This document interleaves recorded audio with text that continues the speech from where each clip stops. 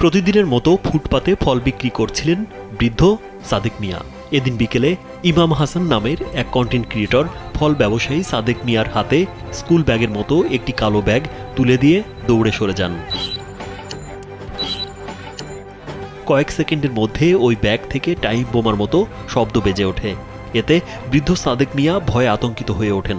পরদিন তিনি national heart ফাউন্ডেশনে চিকিৎসা নেন। মোহাম্মদ সাদেক, বয়স 70, আপনার 10 তারিখ বিকাল সন্ধ্যা নাগাদ বুকে ব্যথা নিয়ে এখানে আসছিল। পরে আমাদের ডাক্তার শাহনওয়াজ সিরাজ মামুন স্যারকে দেখানো হয়। পরে স্যার একটা ইকো আর একটা এক্সরে দেয়।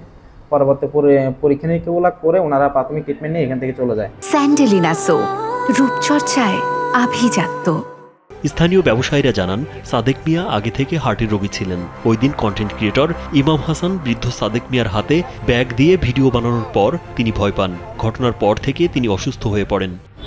মুরব্বী একটু ভয় পাইছে, এখানে কি ঠিক আছে, এটা কেন একটু ভয় পারে না কেন মুরব্বী আজকে আসবার না, কোনো এটা হাসপাতালে ভর্তি করাতে হয়েছে। অভিযুক্ত কন্টেন্ট ক্রিয়েটর ইমাম হাসান জানান, ফানি ভিডিও তৈরি করতে এমনটি করেছেন। এ বিষয়ে বৃদ্ধ সাদেক মিয়া ও তার পরিবারের কাছে ক্ষমা চান তিনি। আমি সাথে সাথে ওনার কাছে গিয়ে ওনাকে আমি বুঝিয়ে বলি যে আঙ্কেল এটি একটি মজার ভিডিও ছিল, এবং তার পরবর্তী মুহূর্তে আমি ওই এরিয়াতে অনেকক্ষণ ধরে ছিলাম। তারপর আমি আন্তরিকভাবে আমার তরফ থেকে আমি দুঃখিত, তার পরিবার এবং সকলে আমাকে ক্ষমা দৃষ্টিতে দেখবেন। এ বিষয়ে কন্টেন্ট ক্রিয়েটর তোফায়েল আহমেদ মিলন জানান, এভাবে ভয়ের ভিডিও তৈরি করা উচিত নয়। সামাজিক নানা সমস্যা নিয়ে ভিডিও করলে তা দেখে মানুষ উপকৃত হবে।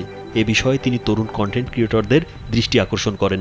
আমি একজন কন্টেন্ট ক্রিয়েটর হিসাবে রিকোয়েস্ট করব যে আপনারা এমন কোনো কন্টেন্ট তৈরি করবেন না যেটা আমাদের সমাজে আতঙ্ক তৈরি করে।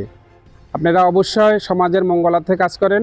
গেল শুক্রবার ফেনী শহরের ট্রাঙ্ক রোডের দোয়েল চত্বর এলাকায় এমন ঘটনা ঘটে। জানাজানি হওয়ার পর থেকে এলাকা জুড়ে আলোচনা সমালোচনার ঝড় বইছে। রাজীব বিশ্বাস, কালবেলা।